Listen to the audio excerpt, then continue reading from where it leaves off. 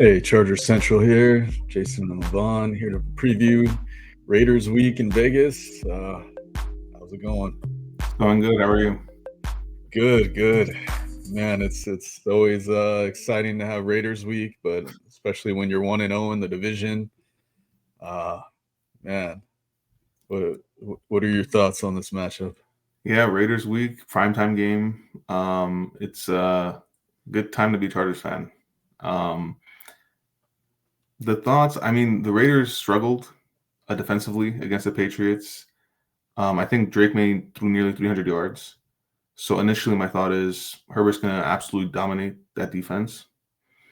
I believe Travion Henderson had a better day uh, receiving than rushing. Will Hampton get some receptions? Will they look to him?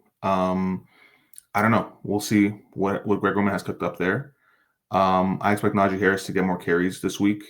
I think he only had one against the Chiefs, so definitely more. But I could see like 7 to 8, if not 10, week 2, depending on how much they want to ramp up his workload. But I think this is a game where it's kind of a trap game, right? Where you expect to win.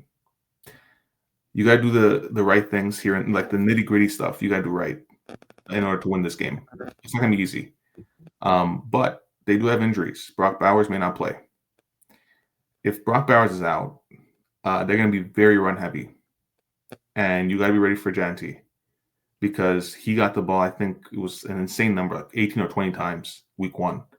So he's gonna be running that ball down that field the whole game, pretty much. So you got to be ready for him. I think our defensive line has improved from last year, no doubt. So they got to be ready for Janty.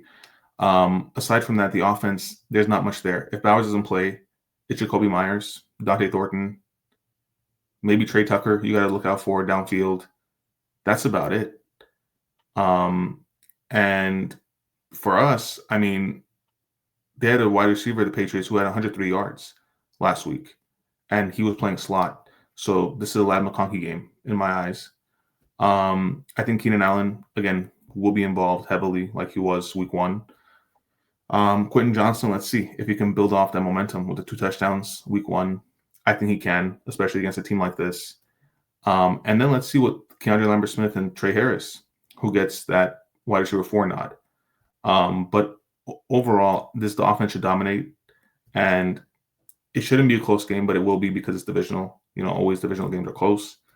But ultimately, I think we end up winning.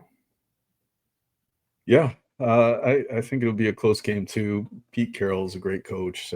He and Jim Harbaugh have that little rivalry there. Um, yeah, I think you also have to watch out for tight end Michael Mayer. He stepped up after Bowers went down last game. That they started feeding him more.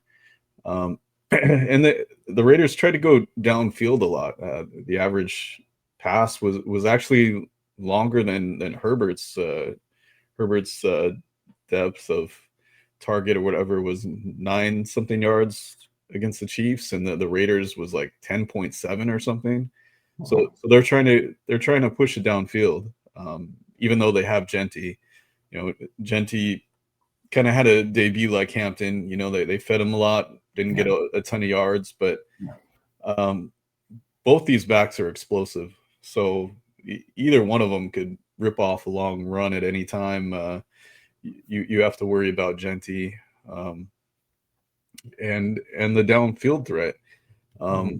Like you said before, they don't have great corners, but I think with Pete Carroll, they coach them up.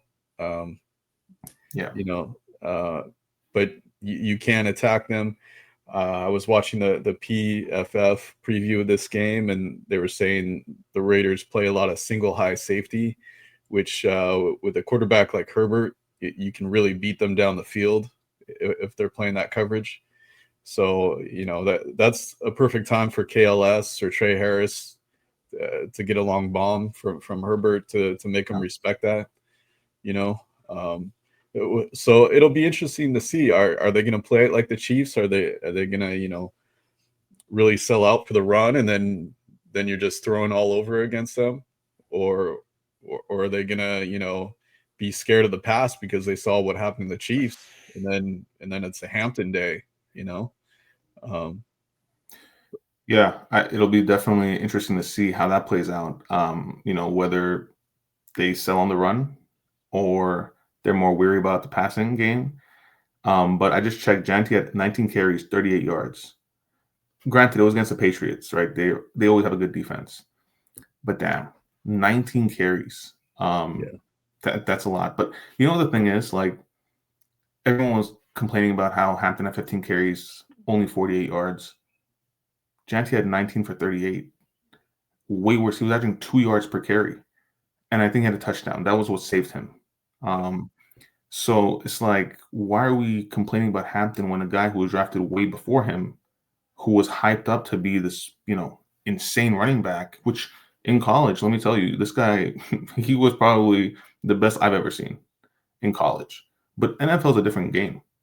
And the situation that he's in right now, yeah, he's gonna get a lot of carries, but he could have been in a better situation on another team.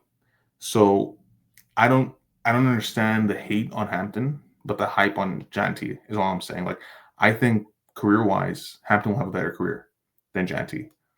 But and it'll be fun to watch that duel on Monday. But yeah, like you said, Pete Carroll, he's not going to give up. This guy, he's a winner, just like Harbaugh. He's not going to give up. They're going to be in this game. It's going to be tooth and nail, whether Bowers plays or not. If he does play, I expect Henley covering him, Derwin covering him, per usual. The guys who usually cover Kelsey, they're going to be on Bowers. Geno Smith, I still don't trust him, and especially a primetime game. I don't know. He has to prove me wrong because I just don't think he can live up to that pressure.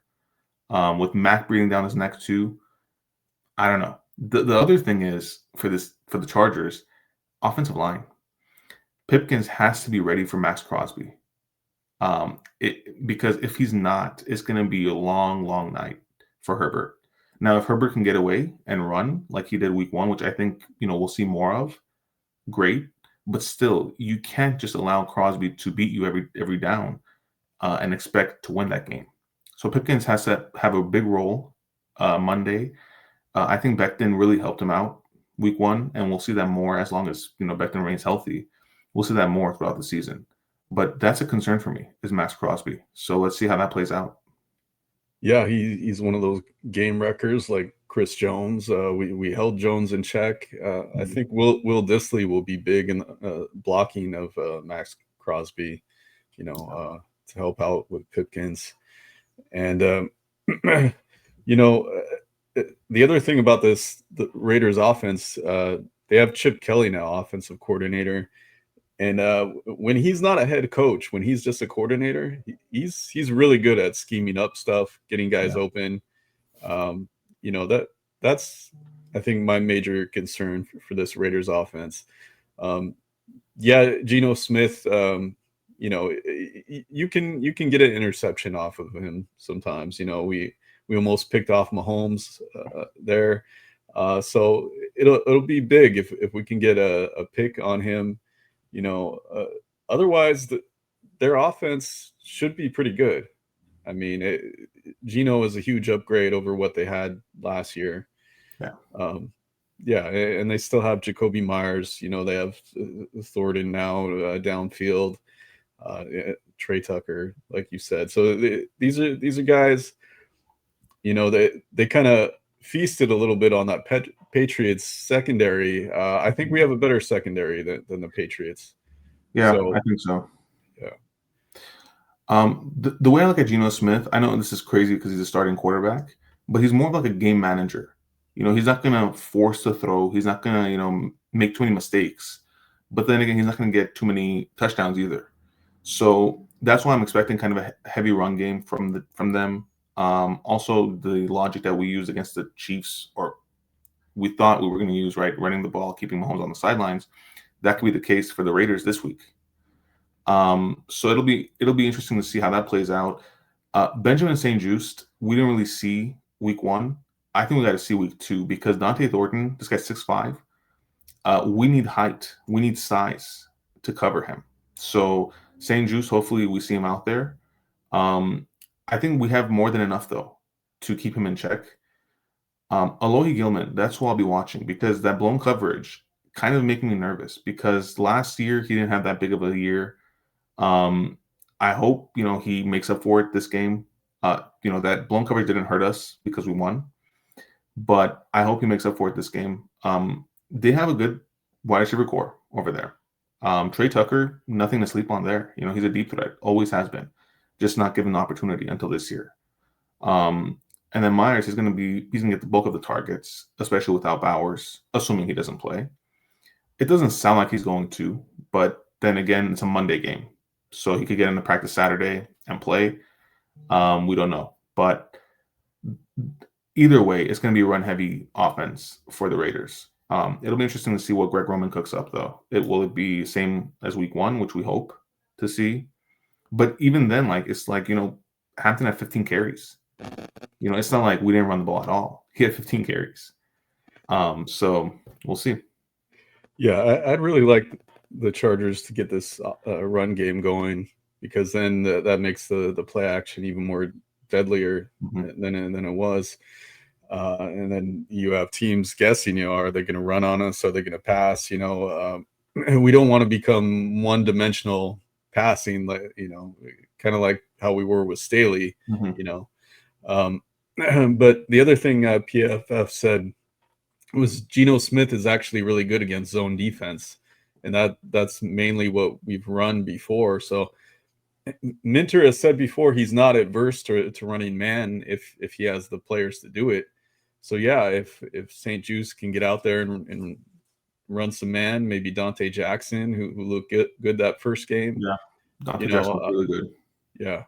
So I hope they do that. And Gilman, it seemed like that was a miscommunication. He was trying to pass off Hollywood Brown, and so hopefully they just get the communication short up. Yeah, I think he was trying to pass off to Molden, but Molden was already there. I don't know what that was, but in tight games like that, you can't have those mistakes. So I'm sure he'll clean it up. I want to see him succeed. He was great a couple of years ago, so I want him to get back to that form. Obviously, the injury kind of bogged him down, but I'm sure he'll bounce back. But I think that's what I'll be watching is the matchup against Dorton. I think Jackson will probably be covering Myers. The matchup against Dorton and the offensive line for us. If our offensive line can hold, I don't see a problem beating the Raiders. But if they're getting to Herbert, it's going to be a long night. I'm not saying they're going to lose, but it's going to be a long night. It's going to be, I think, a low-scoring game if they get to Herbert. So they got to really tighten up there. And like you said, Will Dissly, I think, he'll be definitely part of that scheme of, protecting Herbert. And hopefully, they can contain Crosby because we know that he's not going to line up on Joe Alt's side. Like we saw what Joe Alt did to Chris Jones. Everyone knows Joe Alt, you're not going to get past him.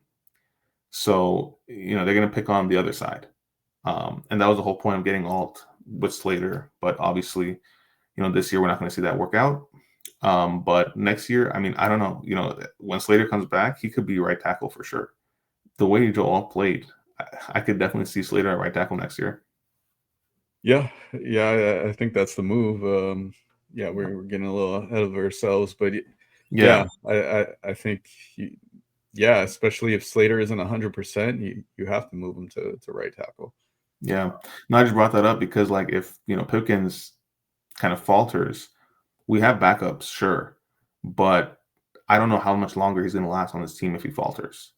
So let's see. This is a big challenge for him on Monday. If he can succeed Monday, hey, I think he has a future with this team. But if he falters and they get to Herbert multiple times, then I don't know how much longer he'll last. Because again, like you were saying a couple weeks ago, this coaching staff, this front office, they're not top heavy, and they always have depth, and that's what the O-line has. So we'll see how that plays out. I'm a little bit concerned about Max Crosby, but aside from that, the defense for the Raiders, they're not that great. I'm not saying that Crosby's gonna get to him every single play, but in the crucial moments, that's what I'm talking about. And we don't want to see Herbert get sacked anyway, right? Because we saw that happen years before, and he got hurt, and just, our season was gone because of it. So that's why O-line is a very integral part of this offense.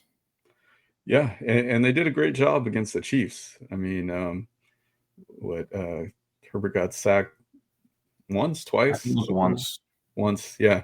And that big play at the end, Jones did beat Pipkins, but that led to Herbert being free on the outside to make that huge run, and you have teammates of Jones berating him after the game. What are you doing? You're supposed to contain him, and so that's great to see. And the other thing about people complaining about the lack of sacks for the Chargers, we were trying to contain Mahomes. Mm-hmm. We weren't going for the sacks. We're just trying to contain him so he doesn't take off like he usually does, and he still broke off.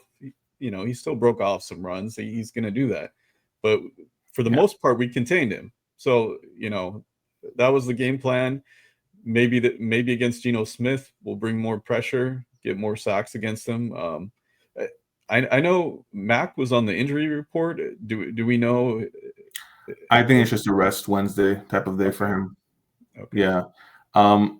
Yeah. I'm not concerned about the lack of sacks. Look, against mobile quarterbacks, it's very difficult to get sacks. Geno Smith is not a mobile quarterback, so I think we'll get some week 2. Also, Khalil Mack's playing his former team, so he's going to be hungry for those sacks. I don't think it's going to be an issue week 2. But against mobile quarterbacks, it's not easy.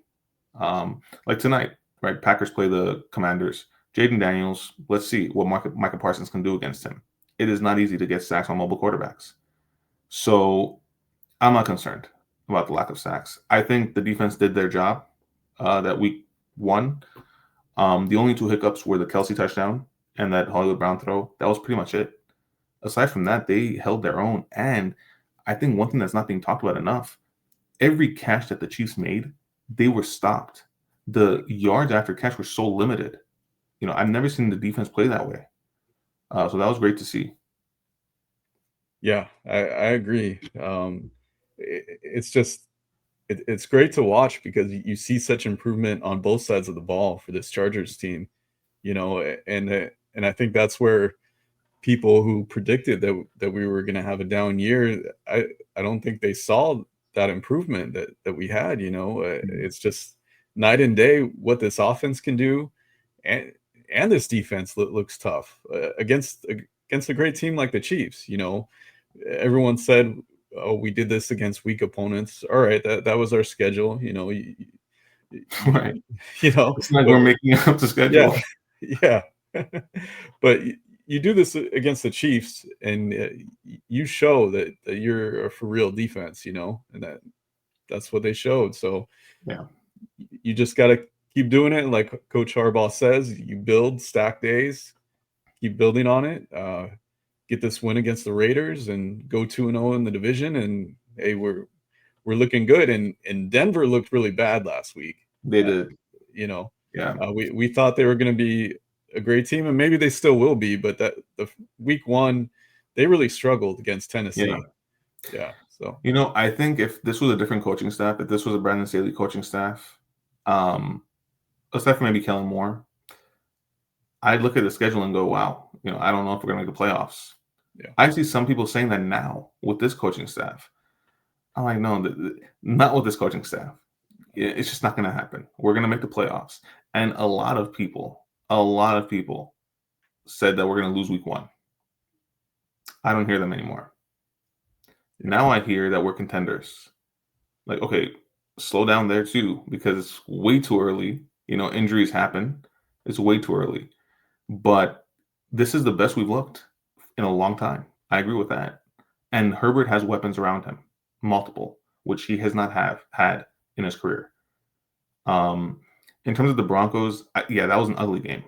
I think both defenses are just really good. The Titans and the Broncos defenses are just good. I want to see what Bonus does in week 2 against the Colts. And the Colts look great against the Dolphins. Tua was just lost out there. Yeah. So, we see the Colts week 7 too. It's going to be interesting to see how Knicks plays in Indy. I think he'll bounce back, but I don't know if he'll have a repeat of last season. He has better supporting cast around him for sure. I just don't know. It'll be interesting to see how he plays this year. It might be CJ Stroud situation, sophomore slump. We'll see. Yeah, Um, but yeah, I think this division is wide open. And that's why it's so important to get these next two and be 3-0 in the division. You go to New York, you play, or New Jersey, that's where they play. You play Russell Wilson, who struggled week 1, unless Jackson Dart takes over by then. I mean, you have a really good chance of starting off the season 4-0, which we both predicted would be the start for us. So let's see them get this done. yeah, I can't wait. And I've got Chiefs and Chiefs fans in my comments saying, "Oh, yeah, oh, congratulations on your Super Bowl." Whatever, man. Maybe if this was the old days, but hey, I think this shows that they know they're in trouble. You've got multiple players out there. You got Gronk and Chris Carter out there saying, "Hey, the Chiefs could be in trouble this year." Hmm. Uh, Kelsey's on his way out. They don't have Rice for 6 games. Worthy's injured. Where's the offense going to come at? And they're pointing fingers after that Chris Jones play. The Super Bowl slump is a real thing. You can't count out the Chiefs, but to say this is just going to be like every other year, no, man, not after the division rival beats you like that. Things have changed, I think, but I think their ultimate test is going to be once Rashee Rice gets back. I mean, here's the thing.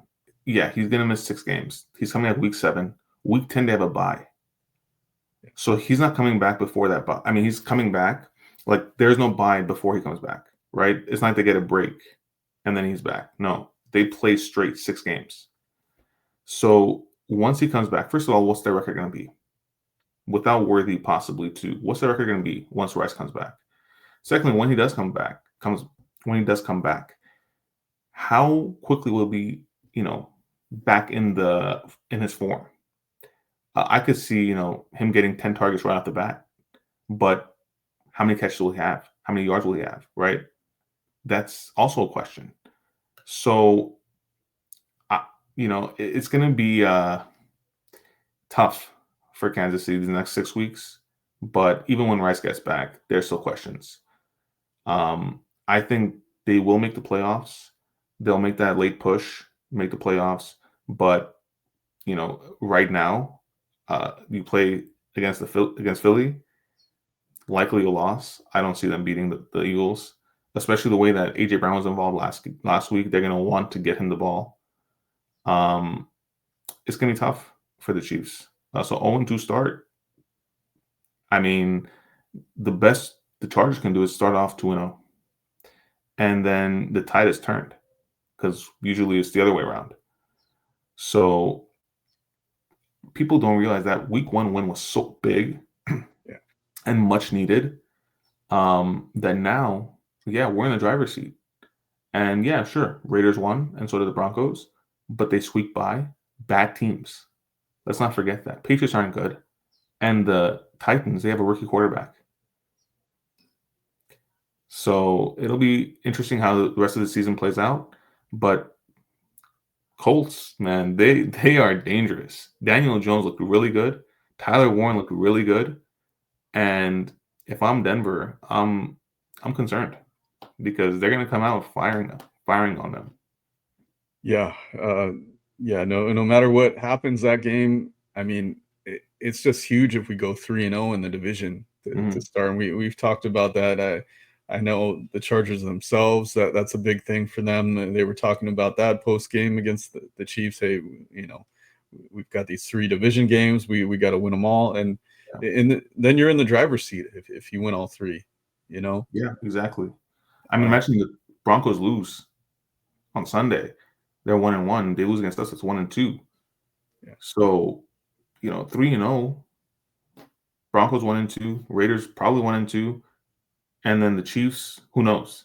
But as long as you control your own destiny, going into the playoffs. That's all you can ask for.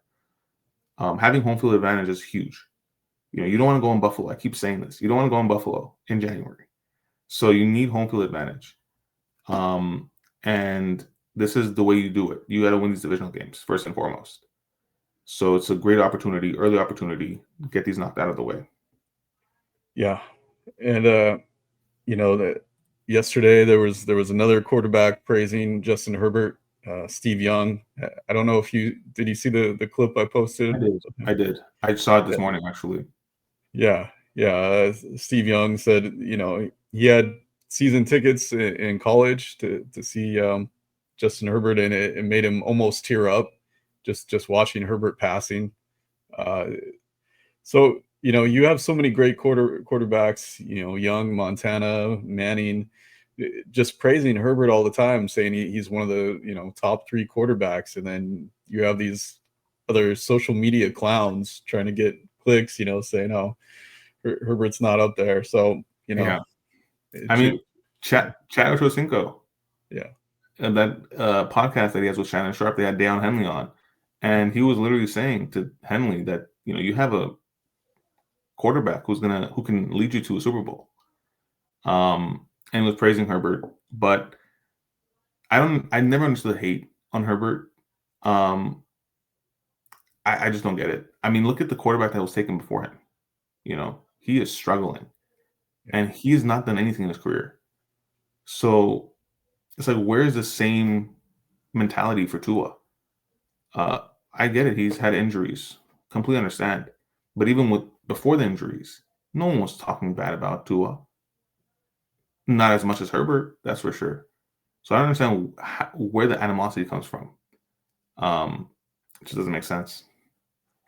Yeah, it's weird. And Joe Burrow, other than that Super Bowl, it's weird how people make excuses for him when he doesn't make the playoffs. Like, oh, he had a terrible defense. Well, what do you think happened with Herbert? And the thing is with the Bengals, it's like, yeah, terrible defense because you're paying your 3 offensive stars so much money.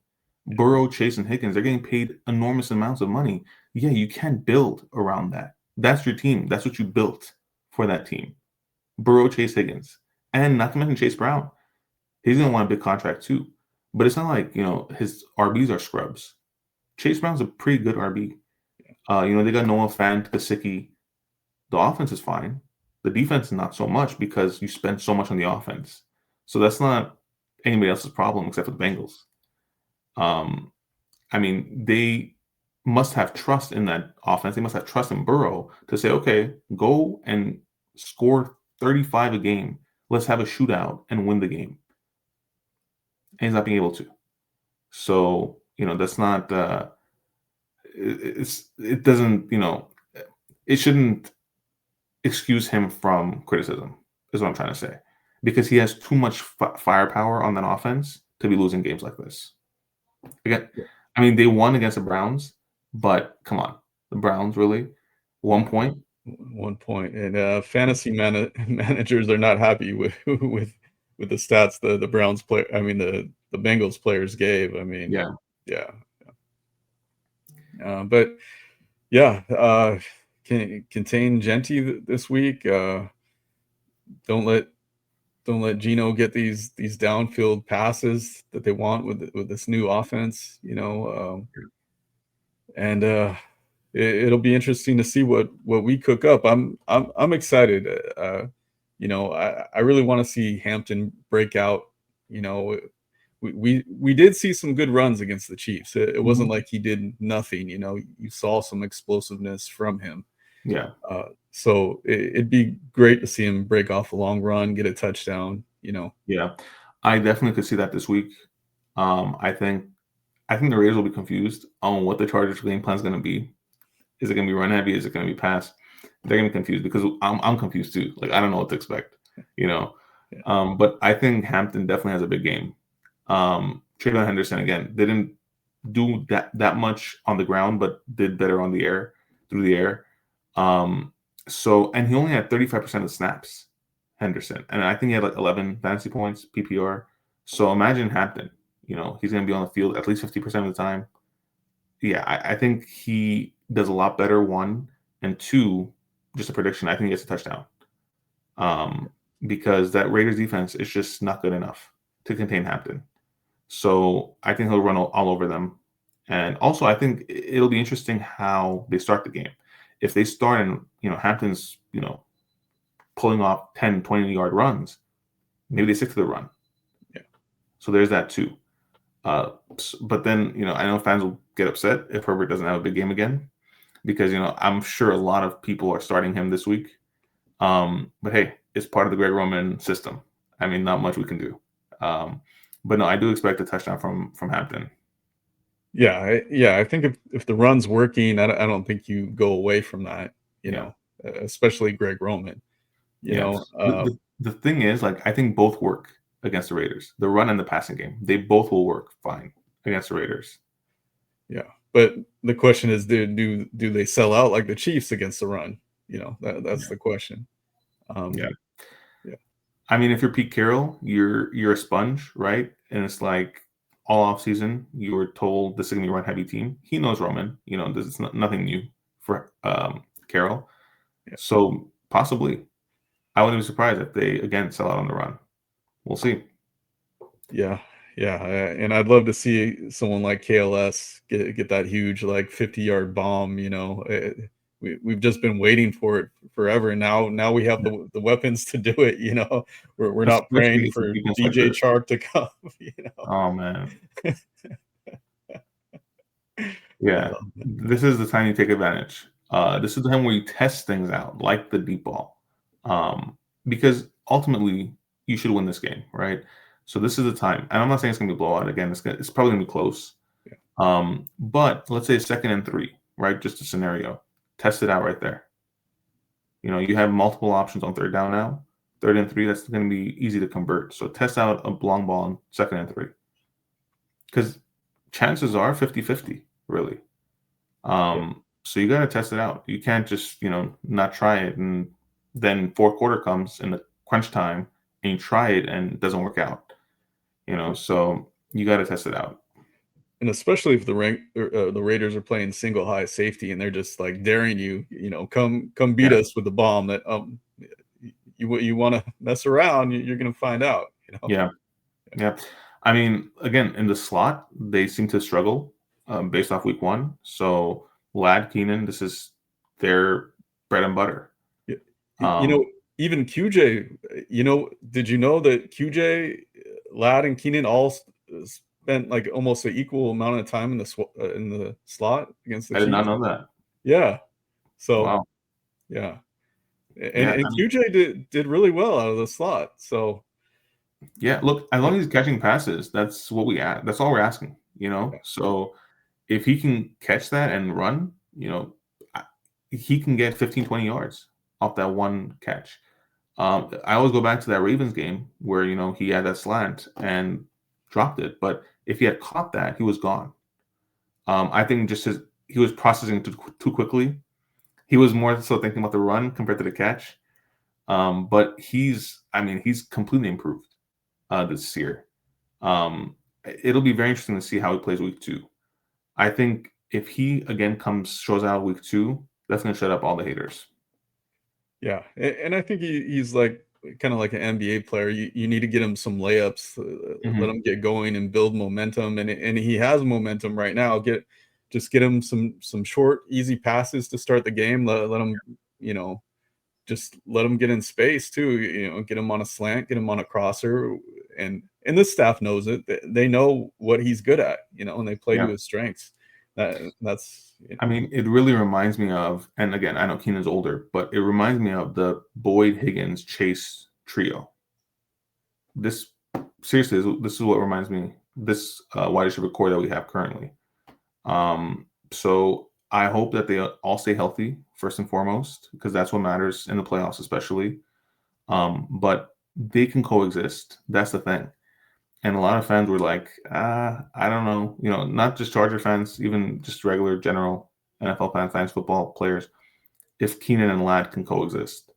But Ladd isn't married to the slot. He could play outside. And Keenan, he's a seasoned veteran. He could play anywhere. So I never saw that as a concern. I was more so interested in, okay, what's the workload split going to be, right? Like how many targets are each going to see? And it was pretty evenly spread. But in a game like the Chiefs, where you have to throw the ball more, okay, now let's see against the Raiders, where, yeah, you can get away with running the ball more, how that's going to be split. So that's going to be interesting too. Yeah, Who gets more targets? yeah, that will be interesting. I think I was always more concerned with what would the staff think about it? Would it be too redundant? And they showed that they wanted Mike Williams at first. They say, okay, Mike is a better fit. He's an X, Yeah. so he won't get in the way. And then when he wasn't an option, they said, okay, we got to go back to Keenan, and thank God, man, You because know, if I we had really like, broken down Mike Williams, right. I really like the way Mike Williams played for us. He was very clutch, but it was not even comparable. Keenan was just levels above Mike Will. So I'm glad too that we got Keenan. I think that should have been our first choice, but I get their thought process too. You can only have so many Z's on the field. I get it, but it'll work out. I don't think that's gonna be a problem because you not only have QJ, you also have KLS, you also have Trey Harris. It'll work out, and Trey Harris could be more of a slot guy. We saw that one catch; it was in the slot, but he can also be a deep threat. So that's not gonna be an issue, I don't think. But it's funny how when we had Staley, they were talking about how QJ was gonna be like a mini Mike Williams, and then this coaching staff brings on Mike Williams, and we're like, okay, why do we have both? So it's interesting how they view things so differently, which I kind of agree with this coaching staff. It's like QJ, yeah, he has the height, but not the size. Mike Williams was a big guy, and he would get up those 50-50 balls. He'd get up and get those passes. QJ is more of, you have to just like dump it off right to him. He's not the guy who's going to go up and get those 50-50 catches. Just No. a body. He just doesn't have that body. Yeah. It's no knock on him at all. It's just he doesn't have the body. Yeah, he's more of a yak finesse guy, Yeah. And we saw what he did against the Raiders last year, week 18. I was there in Vegas that game, just cheering my butt off, man, Yeah. in a sea of Raider fans. Yeah, 180 yards, something like that. Yeah. It was He went off. easily over like 130, I think. Easily Yeah, over. yeah, I think people forget, because it's like the lab game against the Texans, 197 yards, and they just forget. So yeah, it's gonna be interesting to see how they play against QJ, how they match up against him, because there isn't much there again in that secondary.